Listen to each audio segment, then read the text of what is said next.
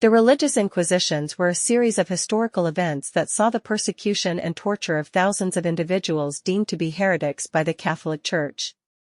While many people are aware of the infamous witch trials that took place during this time, another group that faced severe persecution during this dark chapter of history were the Knights.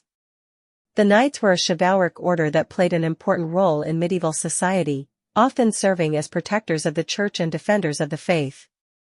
However, during the Religious Inquisitions, the Knights found themselves targeted by the Church for their alleged heretical beliefs and practices. One of the most notable instances of Knight persecution during the Religious Inquisitions was the trial and dissolution of the Knights Templar. The Templars were a powerful and wealthy order of warrior monks who had gained the favor of the Church for their role in the Crusades. However, their wealth and influence also made them a target for King Philip IV of France, who saw an opportunity to seize their assets and eliminate potential rivals. In 1307, King Philip, in collaboration with Pope Clement V, ordered the arrest and interrogation of the Knights Templar.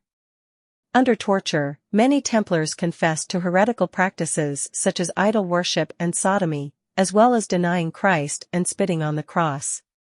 These confessions, whether coerced or fabricated, were used as justification for the arrest and execution of hundreds of Templars. The order was eventually disbanded, and its members were imprisoned or executed, with their assets and properties seized by the crown.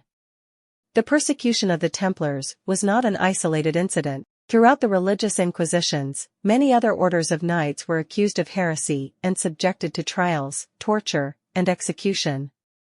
These accusations often stemmed from the knights' wealth and influence, as well as their alleged connections to secret societies and non-Christian beliefs. The Religious Inquisitions were a dark and brutal period in history, and the persecution of knights serves as a stark reminder of the abuse of power by religious and political authorities. The Knights, once revered as defenders of the faith, were targeted and destroyed by the very institution they had sworn to protect. It is important to remember the persecution of the Knights during the Religious Inquisitions as a cautionary tale of the dangers of unchecked religious and political authority.